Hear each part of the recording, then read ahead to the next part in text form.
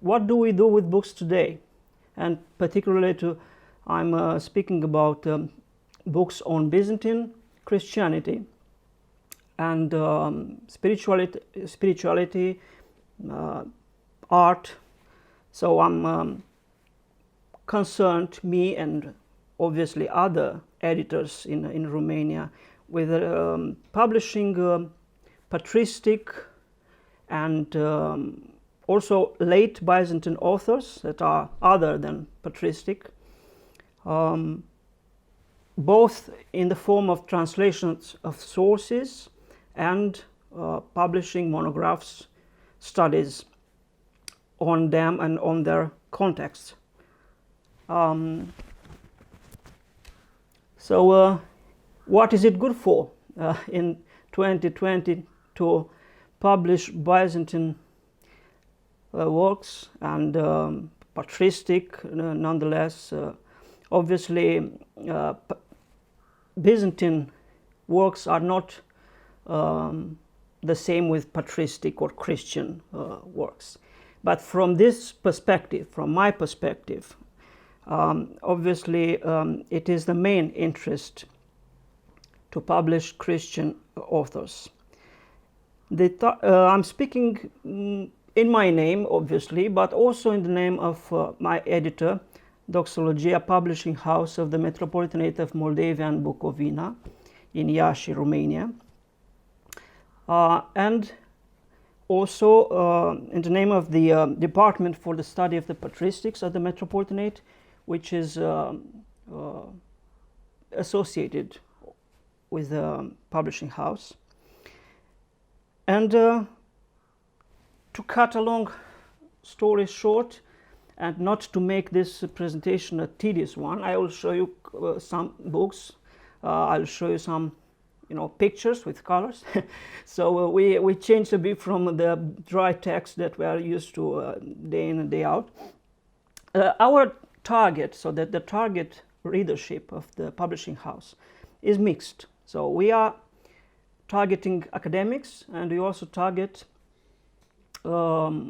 so we also have missionary goals, being a Christian publishing house, obviously, an Orthodox Christians to be precise. And we are having quite a few authors. We have a collaboratory authorship. So we have original authors of main text, we have authors of introductions, authors of notes, translators, scientific editors. We also have implemented since quite some time a peer review process that you are obviously familiar with. And well, let me say that in Romania these things are not taken for granted, and we are trying step by step to do our best to put a nice, good-looking, solid product out there on the market. And well, we are dealing with original works, we are dealing with translations, and speaking of translations, obviously we concern ourselves with the quality of translation, with the contextualization of the language of translation, trying to preserve a tradition, a kind of, let's say, technical language of theology and history that obviously you know about more than me. But at the same time, with an idea to bring it to the 21st century, to a new readership, hopefully. So there's also a balance to be, always a balance to be reached in this, with respect to the quality of translating. We are always hoping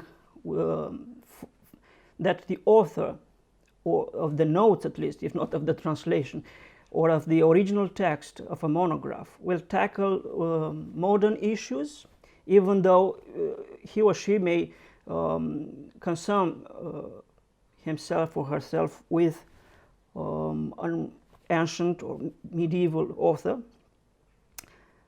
So this is generally what we hope for here at the Doxologia Publishing House, and I'm sure that also in other publishing houses in Romania and elsewhere.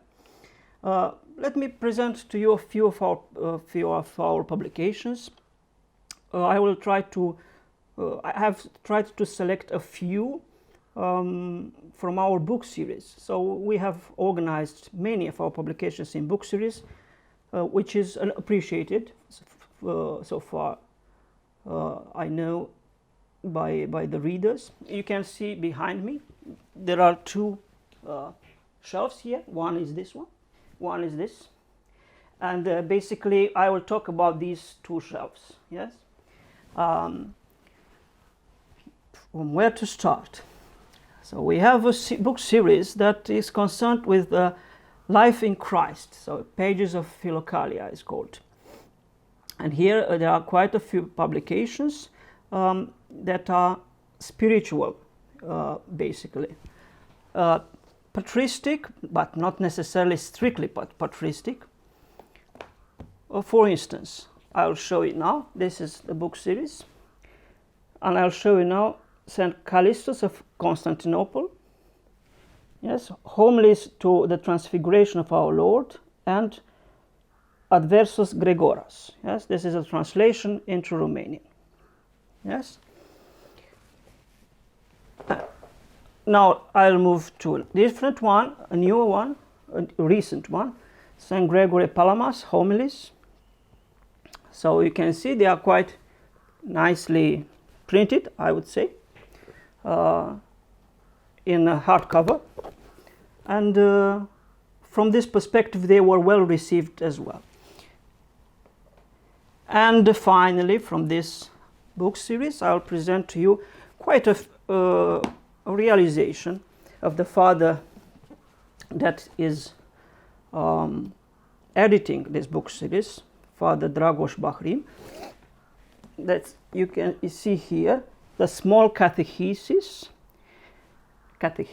and the big or the great catechesis, the second part, both by Saint Theodore of Studion. These were never really published in their entirety like this. They were well received even in France by the editor of the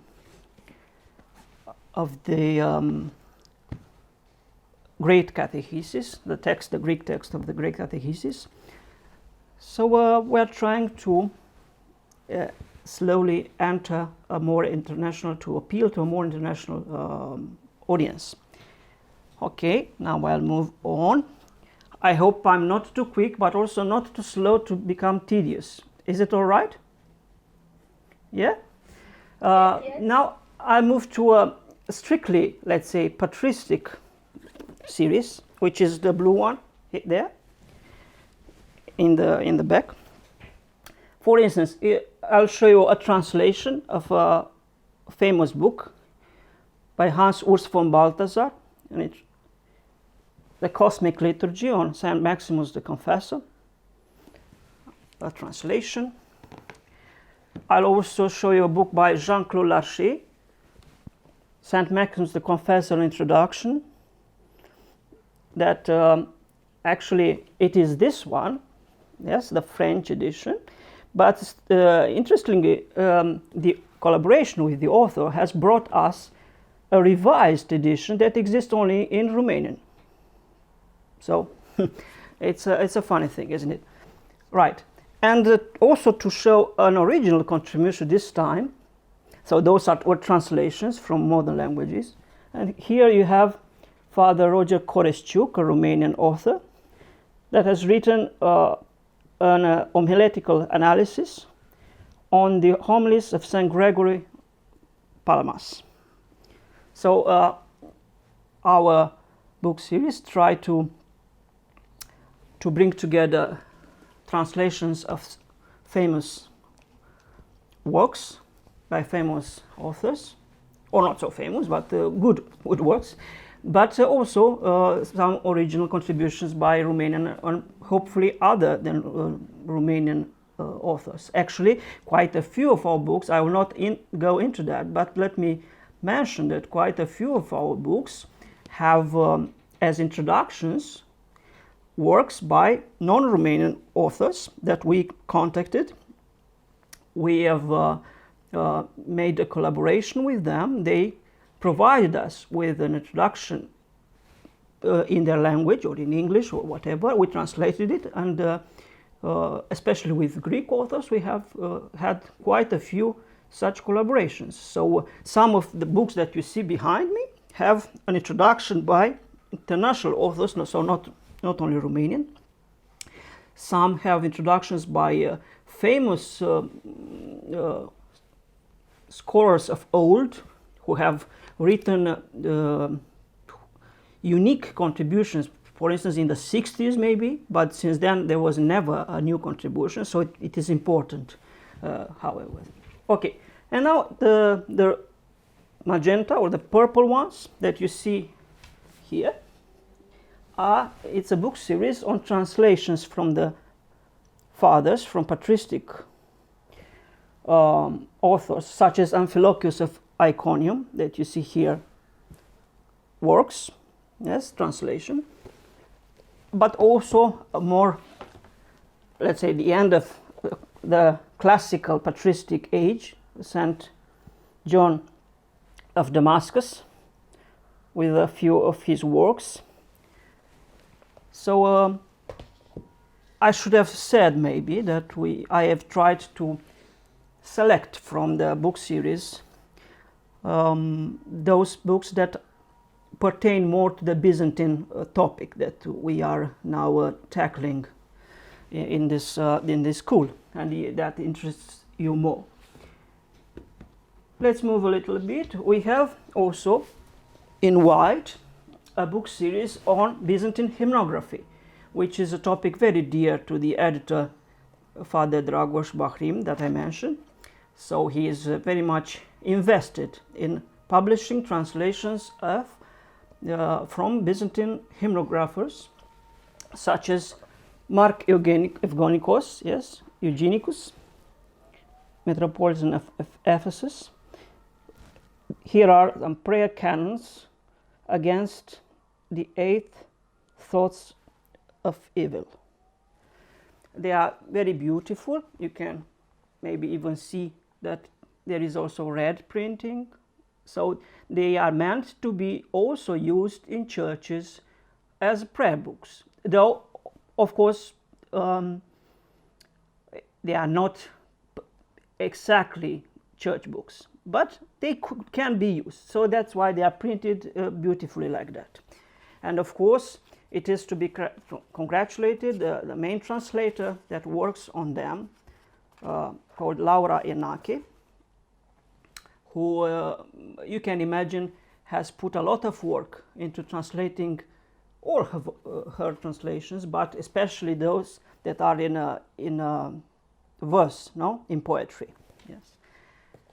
And then the crown jewel of this enterprise could be the new Theotokarion of Nicodemus of Athos, yes, which is has been very well received and is very much appreciated by quite a few people, from what I hear. Yes, and then what else? A nice project that has been brought to fruition and to good end. It's here is the complete works of Saint Neophytus the Recluse of Cyprus. This saint, the medieval saint, has left quite a few works amounting to these 5 volumes, big volumes that you see, and our Romanian translation is the first in any language. Only now the Greeks, after editing the text, have started to translate into new Greek. But this Romanian translation is for a modern reader the only one, at least for now. So it was quite an achievement. Right. Okay. Now, in order to cover those authors, those Byzantine authors that are not purely or simply patristic, who do not fall in this category, a new series was launched like that, a little bit shorter in their, in their appearance, so smaller, and you can see here a book by Eustratius of Constantinople on the state of the souls after death. Yes, and the life of Saint Basil the Young on the the toll houses. Yes, the famous life. So these are fall into Byzantine sources, but not so much into patristics. So they were grouped in a new series called Byzantine Theology. And here there will be quite a few other works, including another contribution in apocalypticism, Andrew Salos, the life of Andrew Salos. So there you can see we have quite a few projects, and I can speak a lot about what we are to do, but I should restrict myself to what we have done already, but just to mention a little bit at the end, I will mention a little bit of our plans. And finally, but not the last, that's a book series that is dear to me because it's the one edited by me.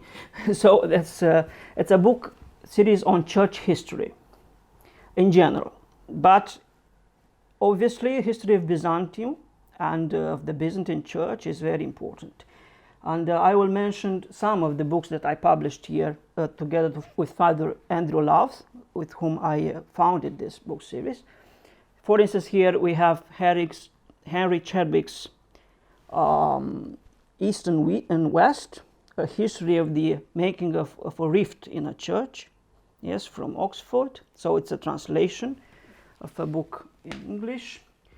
A new book by Sergei Ivanov about the holy fools in Byzantium and beyond, that we just published at the end of last year.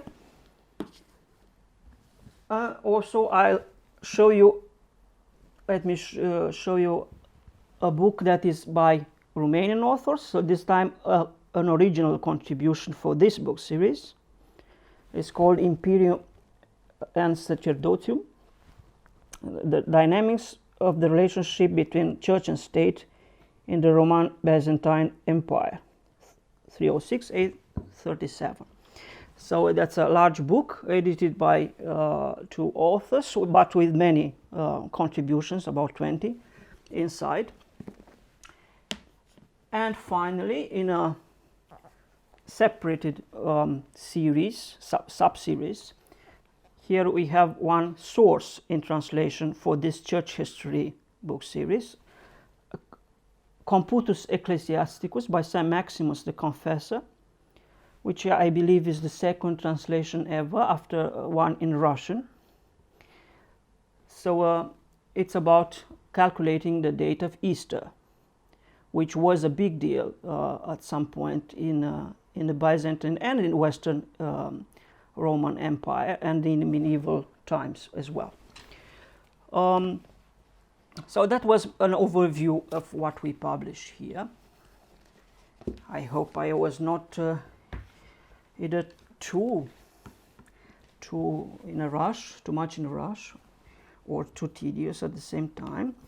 Let me just finish with a few considerations. So, the reception of our books, I would say it is strong, as expected, for good work. At the same time, it's not that wide. It could be wider, it should be wider, and we have to work harder to get them across to those who are interested. we have got obviously some book reviews, notes, references, recommendations, even Facebook recommendations. You know the drill, you know how things are going today.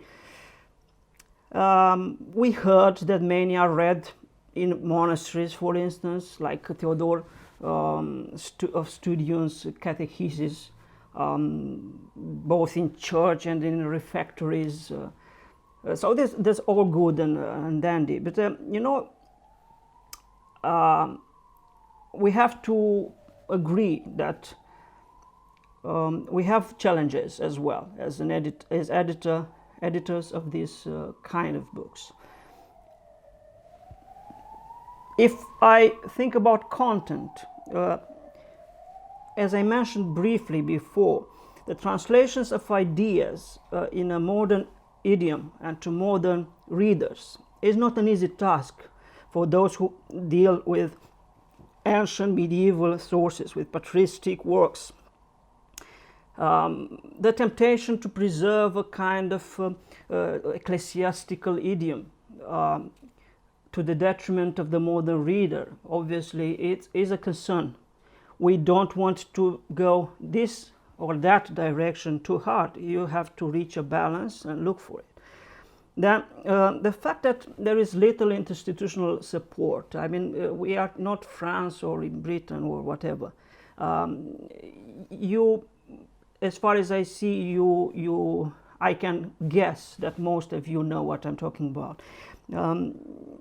So when we collaborate, we have problems. For instance, I speak to this person and then with another person. For one, for an introduction, for the other, for the translation. Then to get all this chain of works and collaborating to work flawlessly is not easy if you are not in the same building, in the same environment, you know.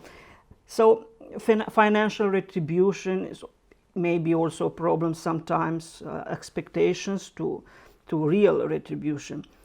Then, for instance, for translations, there is little recognition in Romania, at least. I mean, academics who make translations are not properly, their work is not really recognized and credited as such. So for them, it's like a hobby in a sense. A hobby will never be, will never reach the expected quality of work. And it is a fact. What other things that are common, at least in Romania, we have an undeveloped or underdeveloped culture of reviewing books, and generally underdeveloped tradition of working together for grander goals and toward greater projects. We are not really used to that, so everyone does it by himself or herself. Well, what are perspectives, you might ask? So we hope to be part of a changing culture of creating together and long-lasting. That's what I was saying before as a problem. We hope to change that. We hope to promote Byzantine studies among other fields of studies, both in order to value a Christian tradition in its context and for today, and to further its values in a secular society that we live in. This is what we hope for. And to end with a more precise, let's say, plan. We plan to make some critical editions as well, to bring ourselves into the sight of international scholars. We have already tried to do that. We shall probably make such an edition of Callist the Patriarch. We have an idea to make such an edition for an edition of hymns by a hymnographer. So there is some hope that we, even in this corner of Europe, may contribute with some critical editions. And then I will also point out to our newly designed and published website that is called patristica.ro. which tries to point out very precisely and briefly all the contributions that we and our friends have published in the recent years, and to also make it interactive with a blog and so on. Well, I hope that was less than boring presentations of what we do. And if you have any interest in not only acquiring our books, but also contributing to our publications, with introductions, with translations, with anything, hopefully we can make it happen. So you are invited if ever you would be interested. Thank you very much.